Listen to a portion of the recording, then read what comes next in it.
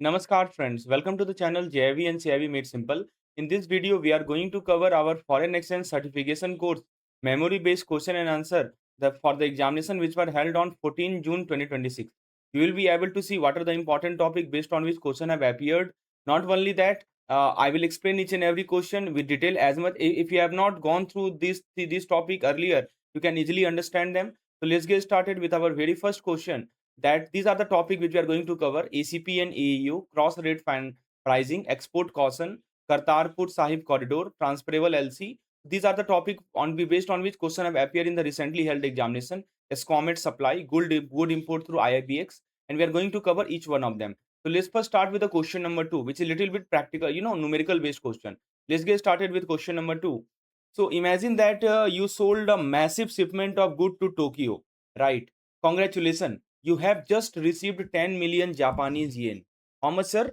10 million. You can see they have mentioned you have received 10 million Japanese yen, right? But since your business is in India, you need Indian rupees to pay to your staff, isn't it?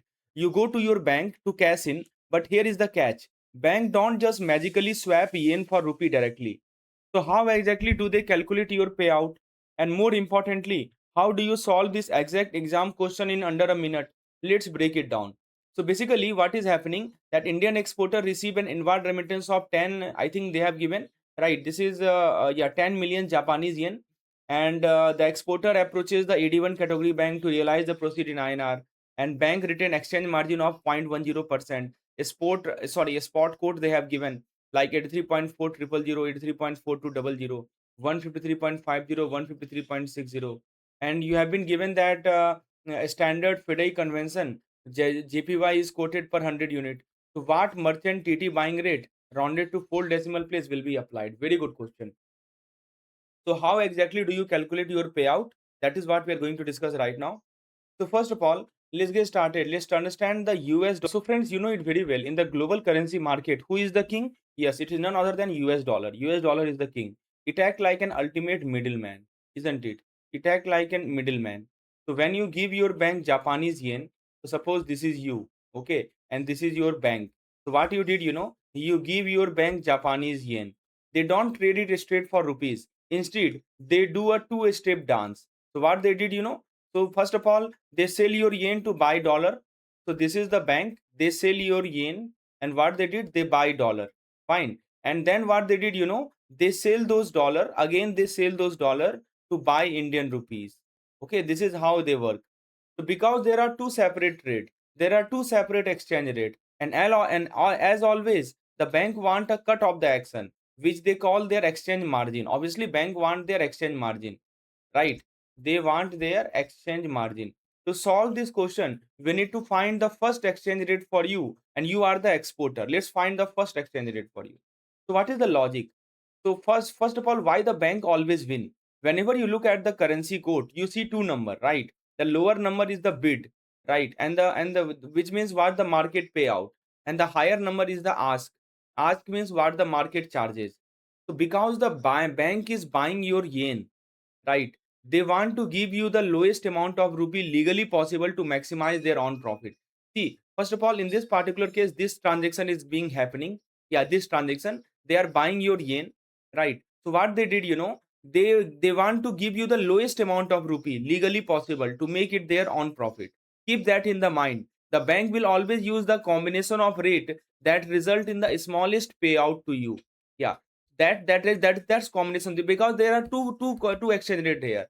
So they will use that combination that will lead to smallest payout to you, right? So to make a fraction as small as possible, you put the smallest number on the top and the largest number on the bottom, isn't it? Suppose there is a fraction a upon b. So you want to decrease the value of this fraction. So decrease a, increase b. That is how you will do it. So friends, how do you remember? So please understand, B stands for bid, right? This whenever you see this notation, you can think about like this: BAD. So B for bid. Use the bid rate for your home currency, right? Use the bid rate for your home currency, and A for ask. Use the ask rate for the foreign currency, and D for deduct, which means always deduct the bank margin at the end. So let's do the math here. So this is how we can remember it for the examination. So if you freeze it during your examination, just remember the simple acronym for when an exporter is selling foreign currency to the bank. So dollar is the base here for both the quote. This deal fit bad, BAD. B for bid, A for ask, and D for deduct. So use the bid rate for home currency. And what is your home currency? That is nothing but dollar versus INR. And you would ask for foreign currency, that is dollar versus Japanese yen. Okay. So now let's do the math part. So what dollar INR code they have given? Dollar INR code they have given 83.4000 oblique 83.4200. Okay. So what does the B rule say? B rule says that take the bid. Okay. Take the lower number. So we use, so as you can see, take the bid. Bid means, we take the lower number. What is the lower number? We take 83.4000. Okay. Now, what they have given dollar Japanese yen quote. So dollar Japanese yen quote they have given 153.50 over 153.60. Here A rule will apply. You can see they have mentioned A, right? A rule take the ask. So ask means take the higher number. Okay. So what is the higher number? We use 153.60, right? Now divide them to find the base rate. Okay, I told you na, we always take such fraction where numerator is lower and denominator is higher, right? So you divide them. 83.4000 divided by 153.60, that give you 0.54296875 rupee per 1 yen. Okay, this is the final value that you get. Now let's apply the rule of 100. So remember, according to the FIDE rule, the Japanese yen is so small that it is always quoted in the batch of 100. Please remember, Japanese yen is always quoted in the batch of 100. So what we do? We multiply our base rate by 100. So multiply this by 100. So what you will get? You will get 54.296875 rupee per 100 yen. This is what you will get. Is it clear? Now one more thing is left. So we have applied B, we have applied A. Now left is D. D means deduct. Yeah, margin you have to deduct. So bank take a 0.10% commission. So D rule says that we have to deduct this margin because they are paying you less. Please remember, bank will always pay you less. So find 0.10% of how much? 54.296875. That will give you 0.0543. So you need to subtract that. So 54.296875 minus 0.0543, that will give you 54.242578. Okay, now you round it up to the 4th place decimal. That will give you INR. Obviously, this is in rupees. Rupees, how much? To the 4th decimal place, 54.2426. This much per 100 JPY. That is the exact option number C. If you look at the question, yeah, this is the exact option number C. Right. So to wrap it up, what are the key takeaway for your examination? So cross currency unusually route through the dollar, right? Because this is the case of cross rate. So cross currency usually route through the dollar. And then we learned the BAD rule, right? For merchant buying trade, when you receive foreign money, use the bid for home currency and use the ask for foreign currency, and always deduct the margin, like in the case of exported case we have discussed right now. And then the third thing we have discussed is the smallest payout. Please understand, the smallest payout means the math always work out to give the exporter the lowest possible. And yes, please remember the yen exception, that Japanese yen is always quoted per 100 unit. This is a very important thing to note. Yen is always quoted per 100 unit. Don't forget to multiply by 100 before taking out the margin. I hope this is crystal clear. Now let's switch our focus to the next question, that is based on exporter caution, restricted list and export credit. So what this question is all about, imagine trying to get a loan from a bank, but your credit score is terrible, right? So the bank, is going to treat you very differently, right? They might demand a massive down payment or they just say no. So friends, you know it very well that imagine trying to get a loan from a bank, but your credit score is terrible. The bank is going to treat you very differently, right? They might demand a massive down payment or they might just say no. In the world of international trade, the government has its own version of a bad credit score for exporter. Yeah, government has its own version of what, bad credit score for exporter, right? and this is called what we call, caution list. This is called the caution list. Now today in this question we are looking at a tricky exam question about the rule for exporter who have ended up on financial naughty list. We will break down all the heavy jargon so that you can spot the wrong statement in seconds. So basically the question is about which of the following statement is not correct, right? An option they have given that under the revised EDPMS framework, RBI withdraw automatic caution listing merely because shipping will remain unrealized beyond 2 years and shifted to a recommendation-based approach by the AD Bank. Now, first of all, let's focus on statement number A.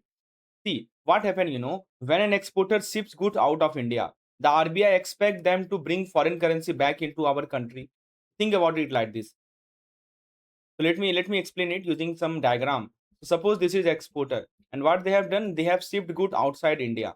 Okay, so what RBI expect them? RBI expect them to bring foreign currency back. Okay, to bring foreign currency back into the country, and this thing is tracked on a digital dashboard. And what is the name of the dashboard where it is tracked? It is called EDPMS. EDPMS. So what happened in the past? In the past, if you took more than 2 years to bring the money back, yeah, if you took more than 2 years to bring the money back, the RBI automatically threw you on the caution list because you are taking more time to bring the money back. So the RBI automatically threw you on the caution list. Today, the RBI has stopped doing this automatically. Instead, your specific bank has to manually recommend you for the list based on your behavior. So now RBI no longer do it, then bank has to do it. So what they have given, RBI withdraw caution. Yes, this is correct. Obviously, this is what we are talking about. Now, statement number B. What it says, if an exporter is on an RBI caution list, AD category 1 bank may handle subsequent shipping document only when export is fully backed by advance payment or an irrevocable letter of credit. So what it is talking about? Very good question. Let's say you get put on the RBI caution list. Yeah, suppose you get put on the RBI caution list, right? So in that case, you can still export. Yeah, you can export, but what will happen because of you are putting on the caution list? Nobody will trust you anymore. Yeah, no trust, and your bank will only process your shipping document if the foreign buyer pay you 100% in advance. Yes. So because bank will also not trust you, right? So in what case, your bank will process your shipping document. Yeah, they will process your shipping document if the foreign buyer pay you 100% in advance or give you guarantee called irrevocable letter of credit. Yeah, there are two things. Either the foreign buyer trust you 100% or pay you 100% in advance or give you a guarantee that's called irrevocable letter of credit. Basically, no credit, no risky business. That is the point. Okay. So this is called the trust issue, and that is what has been highlighted in option number B. So what do you think about option number B? If an exporter is on RBI caution list, AD category 1 bank may handle subsequent shipping document. Yes. Fully backed by advance payment. Yes, correct. Very good. Now, statement number C. It says that AD category 1 bank have delegated authority to issue a standard financial and performance guarantee for caution listed exporter without prior regulatory approval, provided the facility is backed by 100% liquid collateral.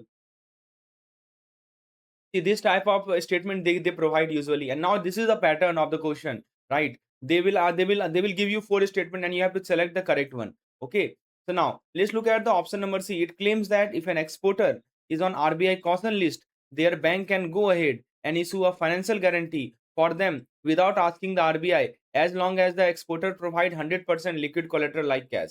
Actually, this is completely wrong. Why it is completely wrong? See what happened, let me explain. So, whenever suppose you are on the RBI caution list, yeah, you are on the RBI caution list. So you are restricted entity. Yeah, in that case, you are a restricted entity. Okay, the RBI is the ultimate boss. It does not matter if the exporter walk into the bank with suitcase full of cash to cover the guarantee. The bank hand are tied. Yeah, the bank hand are tied. Very important thing to note. It does not matter if the exporter walk into the bank with suitcase full of cash. The bank's hand are tied. The bank cannot bypass the regulator. Very important. The bank can never bypass the regulator. Okay, for a caution listed exporter, the bank must get the prior approval because you are caution listed. So what you have to do? You have to get the prior approval from where? From the RBI before issuing any guarantee. right? I hope this is crystal clear. So you have to bank must get prior approval. So this they are telling that they know prior approval. This is completely wrong. They have to take prior approval from RBI, because bank cannot bypass the regulator, which is the RBI. Now, option number D, it says, background check. It says that during appraisal of pre-shipment or post-shipment export finance, commercial bank must verify the applicant does not appear on the ECGC SAL or DGFT DEL. Yeah, when a bank is about to give an exporter a loan, they must do a background check. They check the DGFT DEL. You know what is DEL? This is called the Trade Department Denied Entity List. Yeah, this is called, the full form is Denied Entity List. And ECGC SAL. You know SAL? SAL is the Export Insurance Company Special Approval List. This is called, sorry, specific, not special, specific approval list. So one is called denied entity list, other is called specific approval list. Right? If the exporter is on this watch list, the bank know they are dealing with a risky client. Yes, option number D, if we talk about. So what they have given, they must verify that applicant does not appear on the SAL and DGFT. Yeah, this is completely correct. Yeah. So what is the incorrect option? Yeah, option number C is incorrect. That is our answer. Okay. So what we have discussed? We have discussed that if an exporter is on caution list, no amount of cash give the bank the power to skip the RBI for permission. RBI always had the final say. I hope this is crystal clear. Right. RBI always have the final say. Right. So now let's quickly summarize the key point which we have learned here. So we talked about the EDPMS caution list, right? I told you it is no longer automatic after 2 years. Earlier it was automatic. Now EDP. Sorry, just wait a minute. EDPMS, right? Caution list. It is no longer automatic after 2 years. It is now based on the bank recommendation. It is now based on the bank recommendation. First point. Second point we have discussed, exporting while caution listed. Yeah, suppose you are caution listed and you are doing the export. What? It is allowed only backed by advance payment. Yeah, it should be backed by advance payment or irrevocable LC. Third point we have discussed is about the background check. Yes, we have talked about the background check. I told you that bank must check the DGFT, DEL, and bank must check the ECGC, SAL, right, before giving export credit. Fourth point we have talked about the golden rule. Right, bank cannot issue guarantee for caution listed exporter without RBI approval, even if they are 100% collateral. I hope this is crystal clear. Now, friends, before moving to the next question, let me introduce you to our foreign exchange operation comprehensive course. In this course, what you get a PDF, separate folder for theory, MCQ, and case studies PDF, unit-wise theory video explanation in English, obviously RBI recent circular, and mock test and quizzes for practice. So this is a fully fledged course for clearing the foreign exchange examination in the very first attempt. Inside the theory folder, you get separate case studies folder, previous year question. I have added 15 files. So starting from February 2025, we have collection of all possible questions, right? And then also we have provided the theory and MCQ PDF as per the syllabus prescribed by IIBF. In addition to that, we provide you videos explanation of each and every subject, each and every topic, right? In the very lucid manner, starting from the basic till the advanced level, whatever they have been asking. And not only that, we provide you mock tests and quizzes for practice purpose. You can attempt these quizzes many number of times. Each quiz consists of 20 to 30 questions, and they have to be attempted in limited time period of 20 minutes. So this is a fully fledged course. If you master at least 3 modules, surely you are going to get 50% marks at least in the examination. If you want to get more detail regarding the course, you can check out the link in the description section, or you can WhatsApp me on the number shown on the screen. Now, friends, let's look at the next question we have. Sri Kartarpur Sahib Corridor. This is the famous question. They have been asking this question every time. To make sure that you understand each and everything. Have you ever packed for an international trip and wondered exactly how much cash you are legally allowed to take across the border? The government has a strict rule about this. And if you are traveling to a very specific special destination, those rules completely change.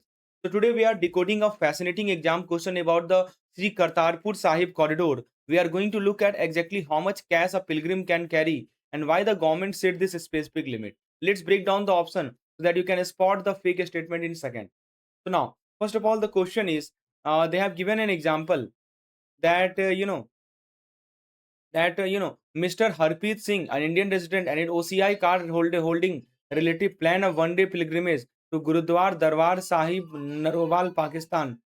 through the visa-free Sri Kartarpur Sahib through the visa-free Kartarpur Sahib corridor. Their AD Category 1 bank explained that a special currency limit applied to this corridor, along with the MHA baggage ceiling of 7 kg per person. Now the question is which statement is not correct. The option they have given under the standard FEMA regulation, an Indian resident traveling to destination other than Nepal and Bhutan may generally take out and bring into Indian currency notes up to 25,000 Indian rupees. B says that pilgrim using the Sri Kartarpur Sahib corridor may carry Indian currency note and foreign currency in dollar up to a maximum total value of 25,000 Indian rupees per person. C says that the corridor specific currency restriction apply equally to Indian passport holder and OCI card holder. D says that the corridor amendment deliberately prescribe a lower cash limit than ordinary international travel, considering the visa free and single day nature of the pilgrimage. So very good question. So friends, now basically before we look at the exception, we need to know the standard rule. Yeah, if you look at the option number A, this is the standard rule, right? So what happened, under normal FEMA regulation, if an Indian resident is flying off to almost anywhere in the world, right? So suppose this is an Indian resident, they are flying off to anywhere in the world. Let's say Dubai, let's say London or Tokyo. They are allowed to take up to how much? 25,000 INR out of the country and bring that same amount back. Okay, 25,000 INR they can take out of the country. So there are different rules for neighboring country like Nepal and Bhutan, but for rest of the world it is 25,000 rupees. This is your magic number. Now let's talk about the Sri Kartarpur Sahib corridor in Pakistan. This is not your standard international vacation, right? So if you look at the option number D, they have given, right? The logic they have given in the option number D, it is very correct. The corridor is highly specialized route. Yes, highly specialized route. It is visa free. It is strictly for a single day pilgrimage. You go in the morning, come back in the evening because you don't need to pay for long term hotel or extended travel expense. The government deliberately lowered the amount of cash you are allowed to carry. Yeah. So this is a visa free single day nature of the pilgrimage. You go in the morning, you come back in the evening. You don't need to pay for long term hotels and extended travel expense. The government deliberately lowered the amount of cash you are allowed to carry. This is logical. Now, who it applies to? The question is which is not correct. So obviously D is correct, A is correct. Now who it applies to? This statement C is also true. Why? Because whether you hold an Indian passport or you are an OCI, right? That's called overseas citizen of India, card holder, traveling through the corridor. The exact same cash limit apply to you. Now, since A, C, and D are all true, that leave option B as our incorrect statement. Option B claim that pilgrimage using the Kartarpur corridor can carry up to $25,000 per person, for Indian rupees per person. This is totally wrong, right? Just now we have learned, right, that the government deliberately lowered the limit because it is a one-day trip. Yeah, it is a one-day trip. So you know how much the amount is? It is just 11,000 rupees per person. Saying they can carry the standard 25,000 rupees is false. Okay, so how do you remember this 11,000? Let me give you a trick to remember. So this is called rule of one. You can remember it by rule of one. So what is the meaning of rule of one? So it is one day trip first of all, right, through one corridor. So again one, and the limit is 11,000. So again 1 plus 1 is equal to 11. So this is called rule of 1. Now I think you can appreciate. So whenever you see Kartarpur corridor, immediately think of the number 11, right? It will stop you from falling for the 25,000 trap. So to wrap it up, here the core fact that you need to remember. First of all, we talked about the standard international travel. Yeah, we talked about the standard international travel, which is 25,000 rupees, right? In any country, Indian notes obviously. Then we talk about the Kartarpur, right? What we get to know that maximum of how much? 11,000 rupees. And the why? The answer is, the limit is heavily reduced because this is a single day and visa free trip. No visa needed. Single day visa free trip. And the 11,000 limit apply to both Indian passport holder and eligible OCI card holder. Now I think every aspect of this Kartarpur Sahib corridor is crystal clear for your examination point of view. Now that this is how we make sure that every concept is crystal clear. If you want to check out our other memory based explanation, you can check out the link in the description section. We have a now friends, let's see the next question. Which of the following statement concerning the document substitution and applicant name under a transferable letter of credit is not correct? So have you ever wondered how a middleman makes money in international trade? So basically, let us imagine that you are a middleman. Okay, let's say Mr. B. Okay, so this Mr. B is a middleman.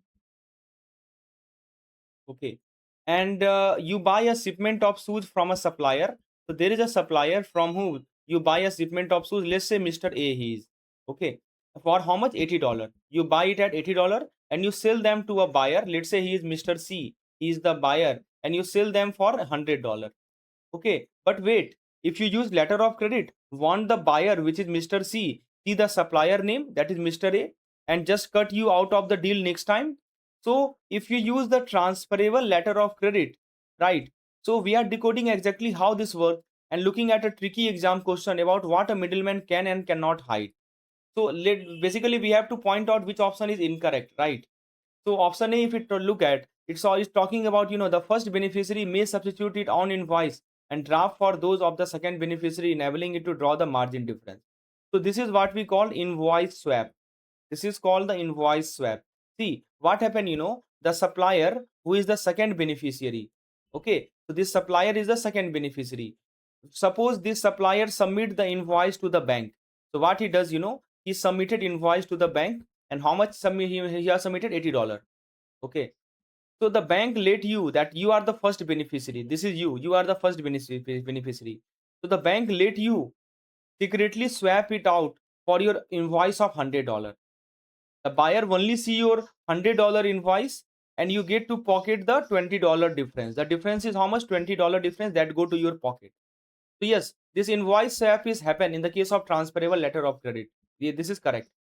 Now, if you look at the option number B, it's talk about the transfer credit may generally substitute the first beneficiary name for the applicant name, protecting the middleman commercial relationship.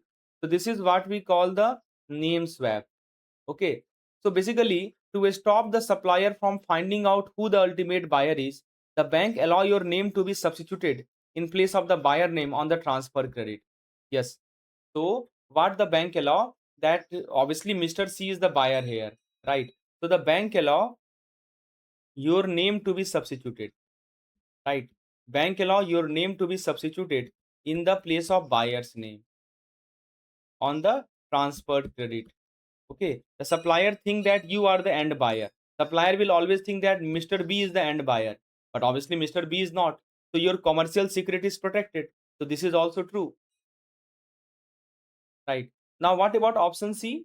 Okay, well, first of all, let's look at the option number D. So it says that if the first beneficiary failed to provide a substitute invoice on the first demand, or the substitute invoice create a new discrepancy, the transferring bank may forward the second beneficiary document directly to the issuing bank. Very good question. See, who is the first beneficiary? You are the first beneficiary. Now let's suppose what happened, if the bank tell you, hey, the supplier has just submitted $80 invoice. Send your $100 invoice right now so that we can swap them. But you did not answer. Or what if your new invoice is full of typos and error? It may happen, right? So the bank is not going to wait around forever. If you fail to provide a perfect substitute invoice on their demand, the bank has right to take that supplier original $80 invoice. The bank will take the supplier original $80 invoice and send it straight to the buyer. Yeah, they will send it straight to the buyer. You lose your secret and potentially your profit. So yes, option D is also a true statement. Now this list leave us option C as our incorrect statement and the correct answer to the MCQ. Why? Because it claims that if the original buyer specifically demanded their name to be printed on a document other than the invoice, right? So in that case, the bank can just erase or remove that requirement to protect the middleman secret. So this is totally wrong. Why? Because under UCP 600 rule, the bank cannot just ignore the buyer explicit instruction. Very important. The bank cannot ignore the buyer explicit instruction. If the buyer demand their name on a specific non-voice document, that requirement must stay. The middleman just has to accept their buyer identity might be revealed on that specific piece of paper. The bank cannot alter the original credit term to hide the buyer identity on this extra document. So please remember, this is the very important rule of UCP 600, that bank cannot ignore the buyer explicit instruction, right? If the buyer demand their name on a specific non-invoice document, that requirement must stay. So what we have discussed right now, So if you get confused during the exam, just remember the secret is the invoice. Yeah, the secret, where the secret lies in the context of transferable letter of credit. The secret lies in the invoice. Okay, the bank will gladly help you swap the invoice and the draft to hide your profit and protect your deal. But if the buyer asks for their name on any other document, the bank will not help you hide it. The secret stop at the invoice. So to wrap it up, what we have discussed, we have talked about the invoice substitution. Yeah, we took at the option number A, and I told you about the invoice swap or invoice substitution. That means the middleman, who is the first beneficiary, he can swap the supplier invoice for their own to claim the profit margin. We talked about the name substitution. I told you that middleman name can replace the buyer name on the transfer LC to protect the relationship. That's called the name substitution. Then we talk about the exception. If the original LC require the buyer name on non-invoice document, the bank cannot remove this requirement. Yeah, if the original LC require the buyer name on the non-invoice document, the bank cannot remove it because LC say that you have to print the buyer name. In that case, bank cannot remove the requirement. And the penalty we have just discussed, if the middleman is too slow or make error during the invoice swap, the bank will send the supplier original document directly to the buyer. So that's wrap up, right? So I hope this is crystal clear. Now let's look at the next question. This is about the anticipatory, letter of credit. So the question is, which LC is traditionally categorized as an anticipatory letter of credit and why? So imagine that you run a small clothing factory in India. Let me give you an example to make it crystal clear, right? Because using example, we can make a concept crystal clear. So this is you, and what you are doing, you are running a small clothing factory in India. Okay, and you just got a massive $1 million order from a buyer in New York. There is a buyer who is in New York, so you got order from him, right? That is amazing, right? That's amazing news. But here is one huge problem. You don't have enough cash on hand to buy the fabric and pay your worker to actually make the cloth. Yes, you don't have enough cash on hand. Not enough cash on hand to buy the fabric and pay your worker to actually make the cloth. So you need money upfront before you ever ship a single box. Yeah, what you need? You need money upfront.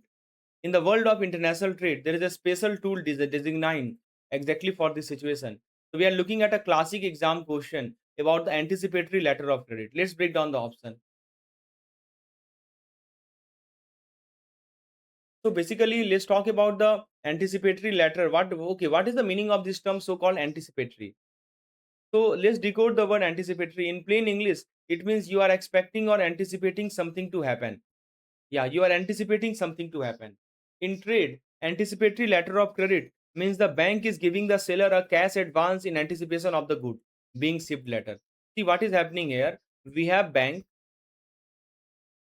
we have seller. So bank is giving the seller, right? Friends, we are talking about the anticipatory letter of credit. So basically, this is a kind of, it means bank is giving seller a cash advance in anticipation of the goods being shipped later. So he will ship the good. Okay. So bank is giving the seller cash advance. So it is a kind of, pre-shipment loan. You can think of them like, pre-shipment loan. Okay. And this act like a working capital so that the seller can buy raw material, manufacture the good and pack them up. Yeah, this is the kind of pre-shipment load. It act like a working capital. So now let's look at the option that they have given. If you look at the option number A, it's talk about the back-to-back LC, right? Because the issuing bank anticipate realization under the master LC to fund a secondary domestic supplier credit. So this is for the middleman.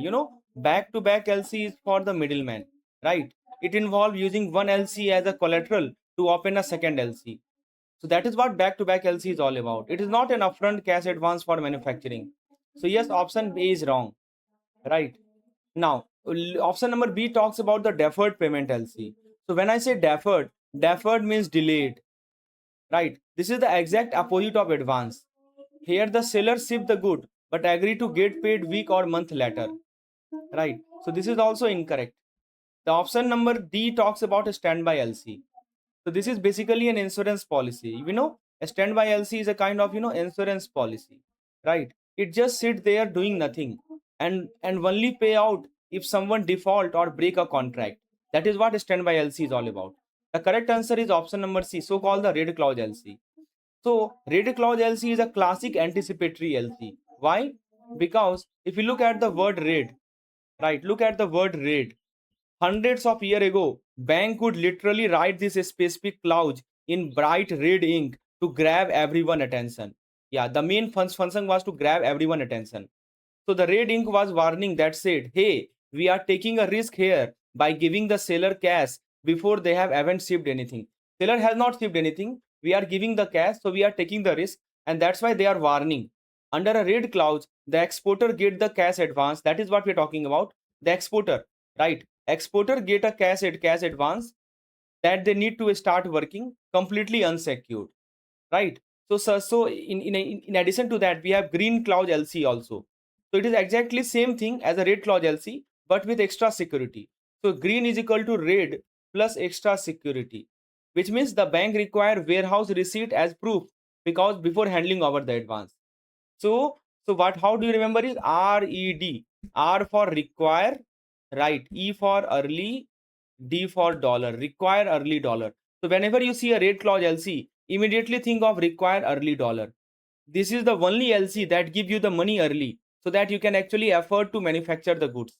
So what we have discussed in this particular slide, we started with the anticipatory letter of credit. I told you this is a letter of credit that provide pre-shipment cash advance. We talk about the red clause LC. This is the traditional name for anticipatory LC. We talk about the green clause LC. And remember, deferred payment means getting paid late, not early. That is what delayed. Deferred means delayed payment. Okay. A standby LC is just a backup insurance policy, nothing else. Now, friends, let's have a look at the next question. Very good question. It is about the LRS. So the question is, which statement regarding the cross-border gift? So first statement they have given is the resident individual may remit up to $250,000 per financial year as a gift to the person outside India within the overall LRS limit. So yes, this is correct. RBI give every resident Indian a golden ticket every financial year, and that golden ticket is called, liberalized remittance scheme. This ticket allow you to send up to how much, two lakh $50,000 out of the country for traveling purpose, for investment purpose, or in this case as a gift to someone abroad. Right? This statement is perfectly true. What about option B? Yeah, if you talk about, first of all, let's look at the option number D. It says that if the resident LRS limit is fully exhausted, no additional overseas gift remittance can be made in that financial year without prior RBI approval. So this is the hard limit. What happen if you already send $250,000 this year and want to send more? The bank will firmly say no. Once you exhaust the LRS limit, you are cut off, right, until the next financial year, unless you get a special prior permission from the RBI. Yes, statement D is also true. Now let's look at the option number C. It says that resident individual cannot make a foreign currency gift to another resident individual by crediting the latter foreign currency account abroad under LRS. Imagine that you and your neighbor both live in India. Yeah, think about it. So this is you, right? Let me explain using some diagram. So this is you and this is your neighbor. Okay, you both are living in India. Fine, but your neighbor has a foreign bank account in London. This is your neighbor. He has a foreign bank account in London. Okay, so can you use your LRS quota to send dollar as a gift directly to their London account? Can you use LRS quota to send gift dollar directly to the London account? The answer is no, you cannot do that. The RBI does not allow one resident Indian to use the LRS scheme to fund another resident Indian overseas wealth. So please understand, the RBI never allow this. So the LRS is for sending money to actual non-resident or to the genuine overseas expense. Yeah, LRS is used to, suppose you want to send money to non-resident, right? Or suppose you want to send money for some genuine expense. That is what LRS is used for. But you are sending money to your London, to your neighbor who has a foreign currency account in London. That is not what LRS for, right? So yes, if you look at the option number C, what it talks about, let's come back to it. So what about option number C? Is it correct or incorrect? So yes, it says that resident individual cannot make. Yes, correct. Yeah, this is also correct. Now the left one is B. Option B claim that a resident individual may make a rupee gift to NRI PIO close relative to electronic transfer, provided the amount is credited directly to the beneficiary NRE account. It claimed that if you want to give a rupee gift to NRI relative, you can just transfer the money directly to the NRE account. Yeah, this is totally wrong. This is completely wrong. Because NRI generally have two types of bank account in India. NRI have two types of bank account in India. One is called, NRE, that is called non-resident external account. So this account is strictly for foreign money that NRI earn outside India and bought in. So this account is for foreign money, okay, which NRI have earned and they have bought in inside. The money in this account can be taken back out of India at any time, completely tax free. So whatever money is in the NRE account can be taken out, can be taken back, okay, out of India at any time. It is completely tax free. There is no tax levied on the amount in the account, right? So whatever earning you have done outside India, you can park that amount in the NRE account. What about the NRO account? That is called non-resident ordinary account. This account is for the money that NRI make or receive inside India. So whatever money you make or receive, see the keyword make or receive inside India, like local rent or gift from Indian relative. That is what NRO account is all for, right? Money that NRI make or receive inside India. Because your gift is a local Indian rupee money, the RBI absolutely forbid you from putting that into an RE account.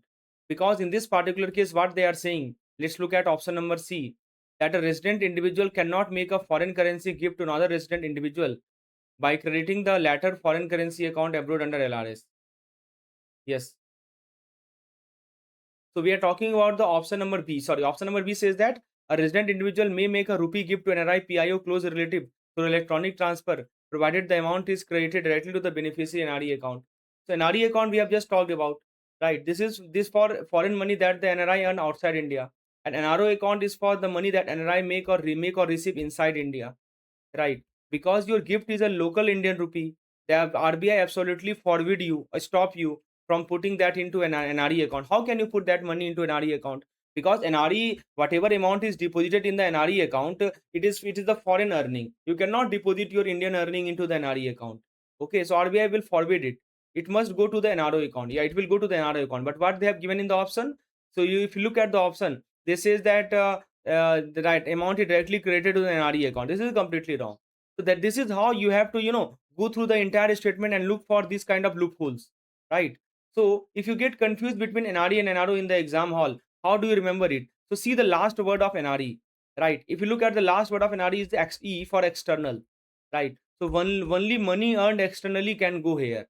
Whatever money you have earned externally, which means outside India, can go here. And if you look at the ordinary, right? O means ordinary. You can call it ordinary or you can call it hours, right? So money originating in India, like our local gift or ordinary rent, they can go here. So what we have discussed in this particular question, what we have learned, we talked about the $250,000 limit per financial year under LRS. Yes, first thing. Second thing, we talked about exhausting the limit. Once you hit this 2.5 lakh dollar, you need prior RBI approval to send a single dollar more. We talked about the resident to resident. Yeah, one is resident, another is resident. Right, I told you now, you cannot use LRS to give foreign currency to another Indian resident overseas account. So you cannot use LRS to give foreign currency to another Indian resident overseas account. And then we talked about the NRI gift rule. What we have discussed, that rupee gift to NRI relative must always be credited to the NRO account. Whatever rupee gift, right, to NRI relative, it must always be credited to their NRO account, never the NRE account. Yeah, whatever rupee gift, it must be credited to NRO account, not to NRE account. I hope this is crystal clear now. So friends, we have some more question available, some good level question. If you want me to discuss, we will cover in our paid course. If you want to get a description of all this question, you can WhatsApp me on this particular number. And if you want to get part 2 lecture of this particular video, just write yes in the comment section. I will bring part 2 if the sufficient number of candidates write yes in the comment section. So thank you for being listening the lecture. And for study material, kindly WhatsApp me on the number shown on the screen. Please subscribe the channel. We will meet you in the upcoming video. Thank you. I very